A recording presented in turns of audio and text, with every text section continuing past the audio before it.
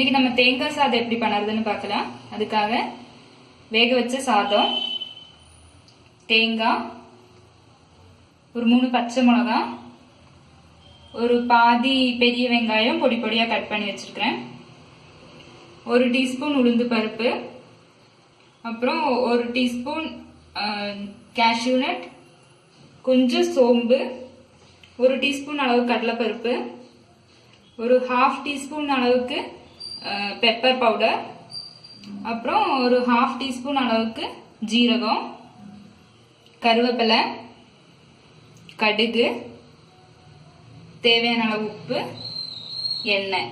நம்ம இதை எப்படி பண்ணுறதுன்னு பார்க்கலாம்.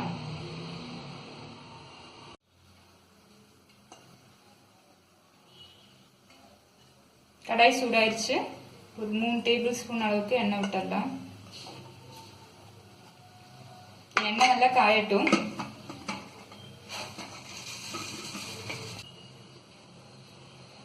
எண்ணெய் சூடாயிடுச்சு. கடுகு,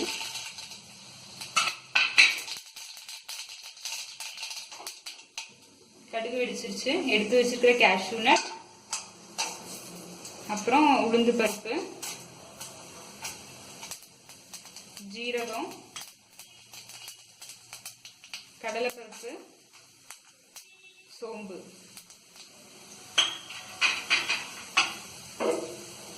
நல்லா வதக்கிக்கலாங்க.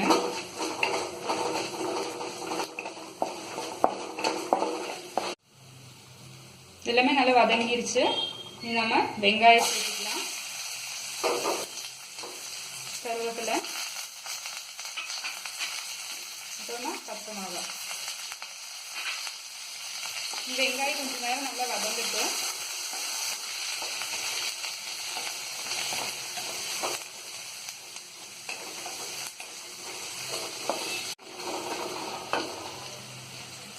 வெங்காயம் வதங்கியாச்சு. நீ தேங்காய் சேர்த்துக்கலாம், மிளகு, அப்புறமா தேவையான அளவு உப்பு. சாதத்தில் உப்பு போடாம தான் வேக வச்சிருக்கோம். சாதத்துக்கும் சேர்த்து இப்பவே உப்பு சேர்த்துக்கலாம். நீ கொஞ்ச நேரம் வதங்கட்டும்.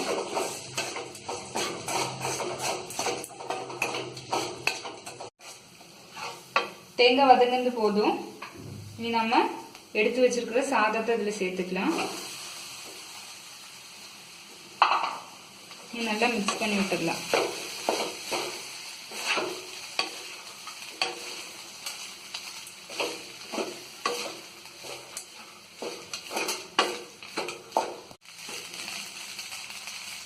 எல்லாம் நல்லா மிக்ஸ் ஆயிடுச்சு.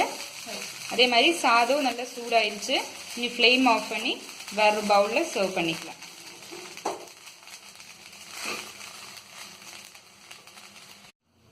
நம்மளோட தேங்காய் ரைஸ் இல்லைன்னா தேங்காய் சாதம் இன்னைக்கு ரெடி ஆயிடுச்சு.